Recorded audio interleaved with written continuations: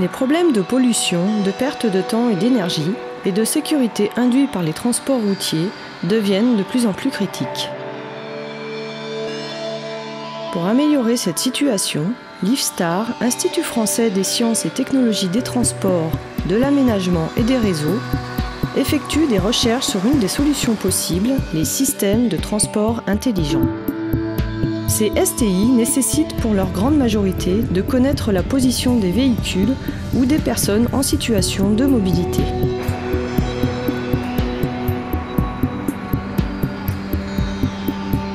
La fonction de géolocalisation précise est donc fondamentale et est souvent un verrou technologique au développement de nombreux services. Dans les environnements urbains, où les besoins des STI sont les plus prégnants, la géolocalisation à l'aide des récepteurs GPS standards est peu précise due aux obstacles environnants. Afin de fournir à l'utilisateur la qualité de service de localisation dont il a besoin, il est donc nécessaire de développer de nouveaux systèmes qui exploitent plus intelligemment les signaux GPS, ainsi que des mesures en provenance d'autres capteurs et des cartes numériques précises de l'environnement.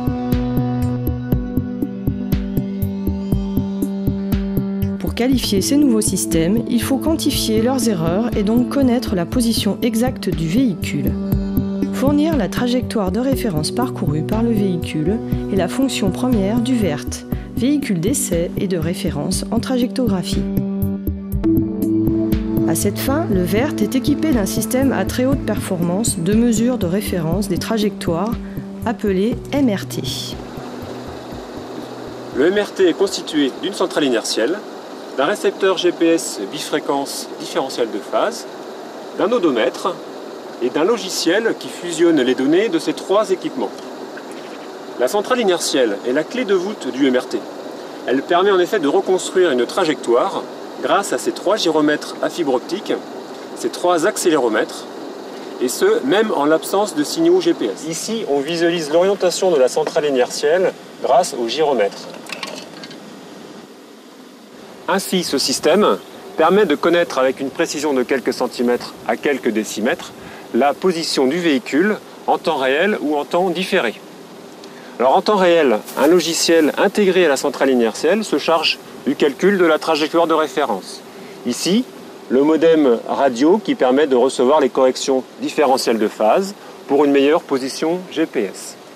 En temps différé, une suite logicielle de post-traitement offre des performances optimales avec un contrôle qualité sur les résultats qui donne au final une meilleure précision. La trajectoire de référence est en fait composée d'une série de positions et peut être exploitée de multiples façons. Ces positions peuvent servir à connaître et modéliser les erreurs commises par un récepteur GPS sur la position ou sur les mesures de distance par rapport au satellite.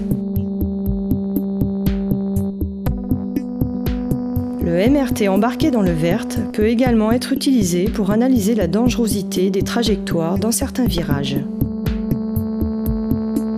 Le principe consiste à faire passer un grand nombre de conducteurs plusieurs fois de suite dans le virage en analysant les propriétés statistiques des trajectoires par rapport à des indicateurs de risque.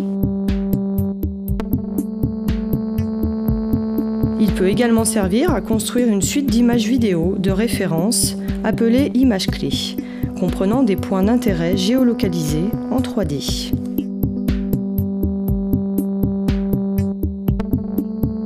Par comparaison, ces images clés permettent de localiser en temps réel, très précisément, le véhicule qui emprunte les mêmes rues que celles parcourues pendant l'acquisition. Le MRT peut aussi être embarqué dans un autre véhicule.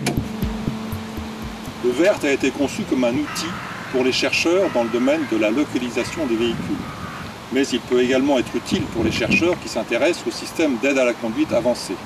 À ce titre, il était prévu pour pouvoir héberger dans son architecture informatique, tant matériel que logiciel, d'autres systèmes que l'on pourrait qualifier d'invités. Le VERT peut également fournir au système hébergé toutes les sorties de capteurs dont il aurait besoin. Information de vitesse du véhicule, du nombre de tours de roue ou les sorties des gyromètres, centrale inertielle, ou capteurs GPS qui sont installés à demeure dans le véhicule.